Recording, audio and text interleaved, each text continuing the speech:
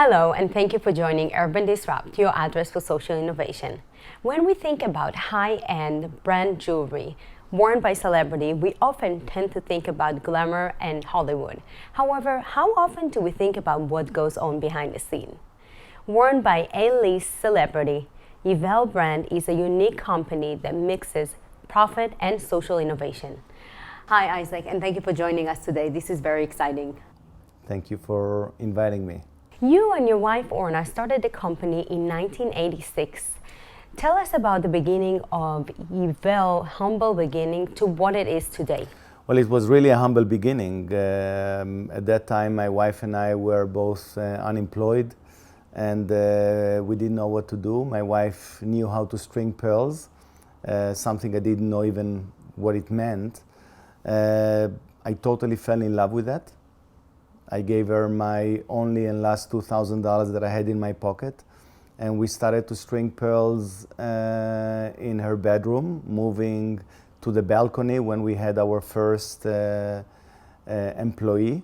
And from there we moved to our first factory, which was at 22 square meters in a small little office in the heart of Jerusalem. At that time, we used to call the company Isaac Levy Jewelry. It was not Yvel. Years later, when we started to sell the jewelry to the Arab world, we changed the name from Isaac Levy Jewelry to Yvel. That is actually our last name backwards. Yvel sounds much more refined, very European, very French. It's the same Isaac Levy doing the same shtick out of Israel. Out of 100 employees in the factory, 90% are immigrants from 22 different countries. Why is it so important to you?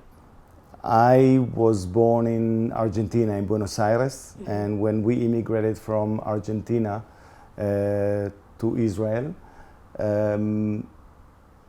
we had a rough beginning. My father was a business entrepreneur that invested all his money into a sausage factory that belonged to an Israeli guy that ran away with the money after 3 months and left my father years after, as we joked, with a sausage in the hand. And as a child, I didn't understand how a country that's supposed to embrace you treat you that way. And I always promised myself that if there will ever be a situation that I will be able to reach out and show that there is a different way of embracing immigrants to this country, I'll do so.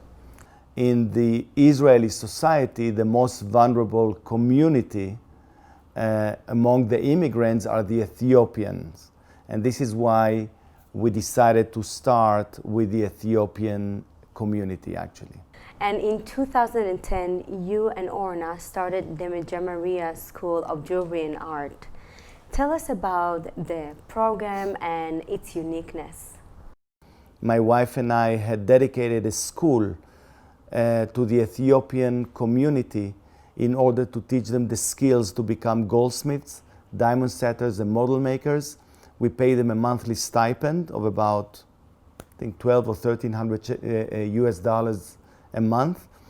And most of all, we teach them really to become proud and wake up in the morning and have really a goal in their life. Really be able to change life in the sense of becoming from social cases all the way to taxpayers. Once the student graduates from the program, what is generally their next step? Do they stay in the company? Do they move somewhere else?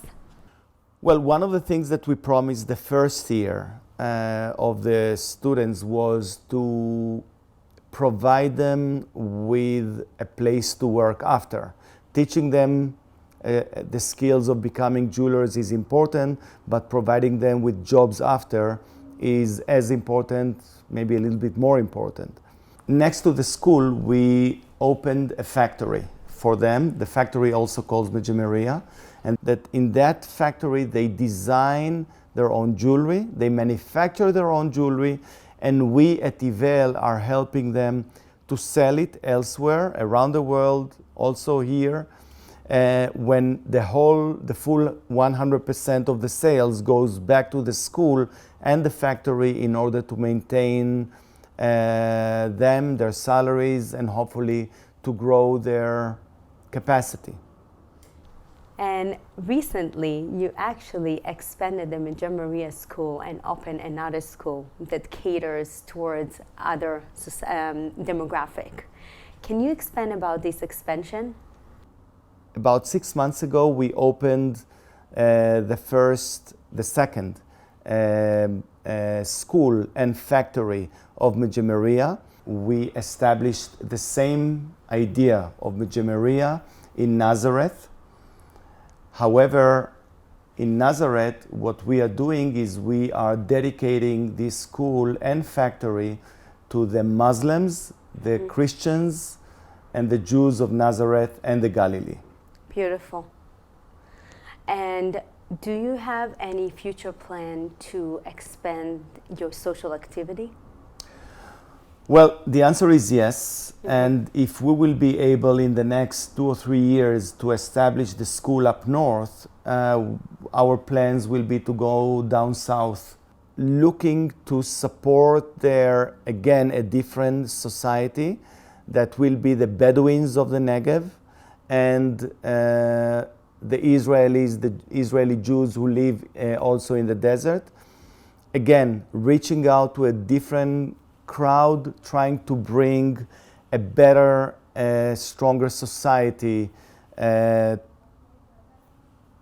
have a healthier country, basically.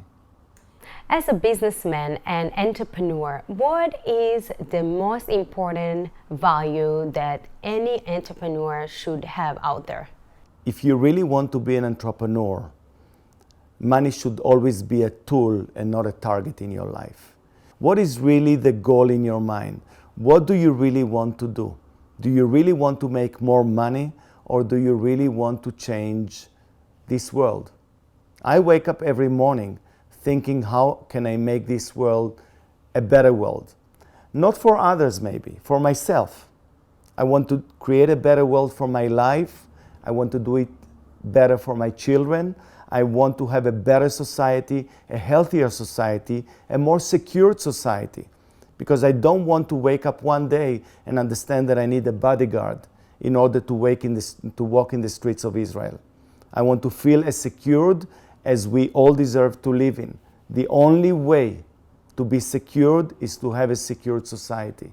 Can you share with us a specific story of an employee or a student that really touched your heart or stood out?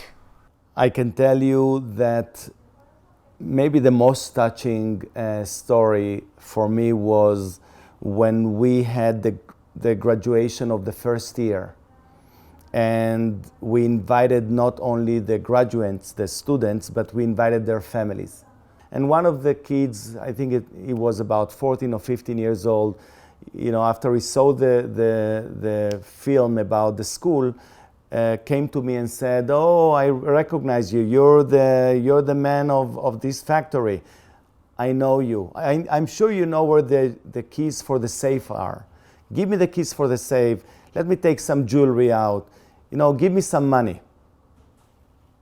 It was kind of a joke, but it was very clear to me, and I didn't answer him. The event was over. That young kid came to me, and